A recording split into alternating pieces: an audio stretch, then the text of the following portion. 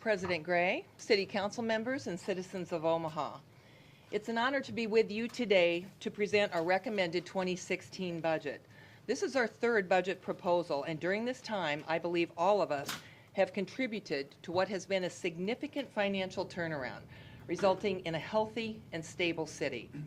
It is encouraging that this has occurred in a relatively short period of time. In our first year, we successfully managed projected budget deficits and we stopped overspending. In our second year, we continued to manage the budget effectively and provided a modest reduction in the property tax rate, the first time in over 14 years. And in our third budget, we propose to maintain that lower property tax rate, to slow general fund spending, and yet still meet many of the significant and long-time goals, especially in the area of public safety, our #1 priority. Over our three budgets that I have done, I believe this one is the strongest, and here are a few highlights. First, the proposed general fund spending for 2016 is an increase of less than 2%, the smallest year-over-year percentage change of the three budgets. Even with this smaller increase, we are able to achieve many of the goals that I have pursued since my first day in office. Our three-year plan to fully fund 840 sworn police officers will be achieved. In fact, a total of 851 officers will be the revised number when we add additional neighborhoods to the city through the passage of the proposed annexation package. We further enhance public safety by adding 15 firefighters. The recruit class is scheduled to happen, this is the first class since 2012, and that class will happen next year. Our budget adds 5 new inspectors in the planning department, new positions that we have all supported for a long time. We will fully fund the Human Rights and Relations Department with its first full-time director in several years and add 2 additional staff members. We continue to add more money for critical street resurfacing. Every city council district will benefit. We also protect our savings account, the contingent liability fund, and the cash reserve fund, which will be at their highest combined amounts ever, doubling these important savings accounts in just the last 5 years. Other accomplishments and milestones have allowed us to prepare an efficient and stable budget. Among them, we ended 2014 with a positive cash balance of $13.8 million, funds available to build our cash reserves and fund important initiatives in 2016. All departments are again within range of their budget targets, which creates budget stability year to year. We have a greater budget certainty since we now have negotiated contracts with every civilian union, the firefighter union, and police and fire management groups. Each contract has established a pay and benefit structure, improved department efficiency and productivity. For example, 91% of electrical permits are now all processed online. The planning department will begin an aggressive training program with other trades to increase the use of the Acela system. This will increase the number of mechanical and plumbing permits online. We've also experienced continued city growth and increased revenue generated through annexation. On that point, today's council agenda includes the first reading of our annexation proposal. The planning board has already approved this package unanimously. Annexation is a unique option that, when used properly, reduces taxes for nearly all the new residents, expands our property tax base, and generates new revenue to increase and improve city services all over our city. Past annexations have provided revenue to increase funding in our priority areas, such as public safety and street resurfacing. If you believe, as I do, that these are priority areas worthy of increased funding in the future, then reasonable city growth through annexation is part of that solution. There are good reasons that for decades, city planning boards, city councils, and mayors, regardless of their political party, have supported steady growth through annexation. Your unanimous support of last year's final annexation plan continued this decades-long, sensible approach to managing our city. To be clear, our long-term ability to adequately fund our shared priorities and create opportunities for exciting developments in our urban core depends in part on this continued economic growth, and I urge you to approve it. Let me comment on a few budget areas that we all care deeply about. First, public safety. We will meet our goal of fully funding the sworn strength of the Omaha Police Department in 2016. Our sworn strength will be at a record high of 840 officers.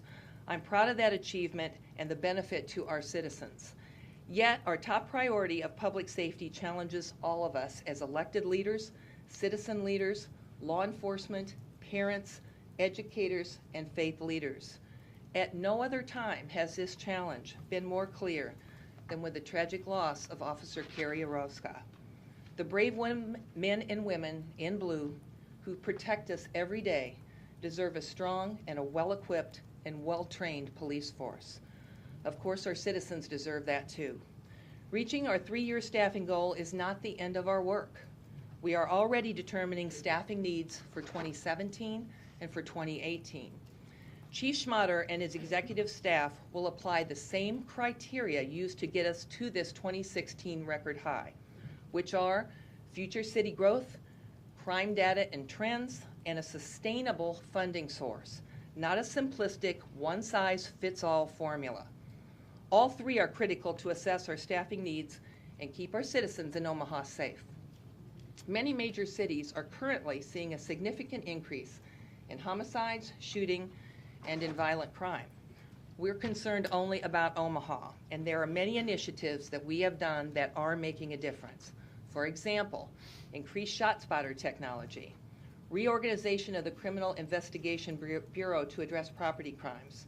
In a short time, this has led to an increased clearance rate for burglaries and auto theft. Creation of the Forensics Analysis Unit, gang specialists hired and working in North and South Omaha, and the clearance rate for homicide 2 years in a row is impressive. In fact, in the last 2 weeks, OPD has solved 5 homicides and 8 since May of this year. This is a sign that the community and the police are working together to address our most violent offense. Let's talk about the Omaha Public Libraries. Last year, our 12 libraries reported more than 2 million visits and provided citizens a high quality of service and information.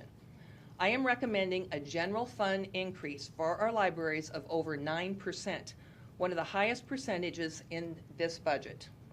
As you know, the library relies on funding outside the city's general fund, and those sources next year will provide less funding. The net increase from all sources provides the Omaha Public Library with an increase of 2.7%. I believe this increase allows the library to continue providing a high level of service to all visitors. With an increased budget, closing libraries or reducing hours or reducing services is not necessary, and it would be a disservice to our citizens. Street resurfacing. We propose an increase of over $1 million to reach a street resurfacing and repair budget next year of $8.8 million. This includes asphalt, concrete, and brick. Our focus will be to continue on the eastern part of our city, like Ames Avenue, which is being resurfaced this week from 28th Street to Fontenelle Boulevard. That is one example of our 2015 resurfacing program. We are spending $11 million on streets in the 4 city council districts that represent every citizen east of 72nd Street this year. These funds come from many sources, including bonds, wheel tax, and state gas tax. But these streets are vital to public safety, commerce, employment, education, family life, and they must be maintained. Just a couple of days ago, I received an email from a taxpayer who lives in Councilman Gray's district, and she wrote, "My husband and I live on Young Street and our road was just resurfaced. We just want to say thank you and tell you what a great job the contractor did. The workers were efficient, quick, and did an excellent job." And we appreciate those types of messages. We are evaluating now several new funding strategies to further increase our street resurfacing budget without raising taxes or fees. I will brief you as those plans develop. Our proposed park budget includes over $1 million for replacement of park maintenance equipment, including 16 mowers, and many are high capacity. We estimate now that our staff can mow 700 acres of parkland and public property every week with these new upgrades. Employment and job training. We propose spending over $1 million on job training and workforce development programs.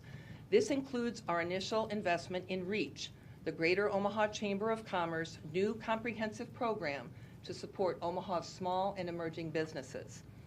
Our support of Heartland Workforce Solution will increase from $40,000 to $440,000.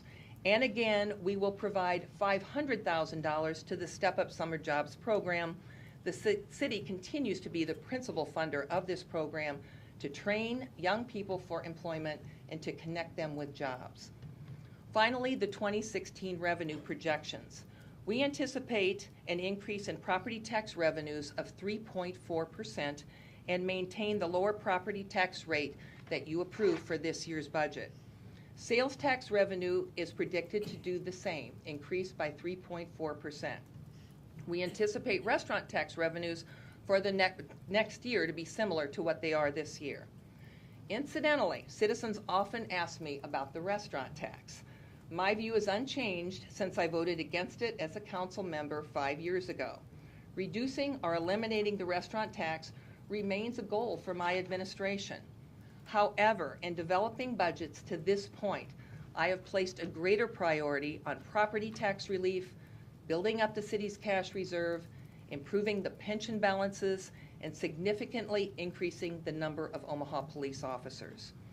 In the last year, we have received a great number of ideas on ways to improve our city's finances, increase effectiveness, and provide better services for our community. And we've heard from the City Council, and we appreciate that. And we hear from citizens at our town hall meetings, the mayor's hotline, letters, and online comments, like this one. Many times, it's the small things that are left unmanaged, overlooked, and people are held unaccountable. I have noticed many small things that are now different. Better timed traffic signals, pre-treating streets in the winter, and street cleaning in the spring. All add up to a better run city of good things that can happen with the correct leadership to turn this city in a positive direction. Keep up the good work. The exchange of ideas for the future of our city is so important. I encourage citizens to attend the budget public hearing in this chamber on Tuesday evening, August 11th at 7 p.m. in the evening. You can review the proposed budget, which is available online on the City of Omaha's website. We look forward to the City Council's deliberations over the next month as you consider and approve the 2016 budget. And we will work hard to answer your questions, address your concerns, and your suggestions. The people of Omaha are optimistic, they're devoted, resourceful, and determined. They have high expectations of those they honor with the privilege of public service like we all have. All of us work each day to win their trust, and I pledge to work with all of you to finalize a budget that is a positive reflection of those who fund it. Thank you all very much.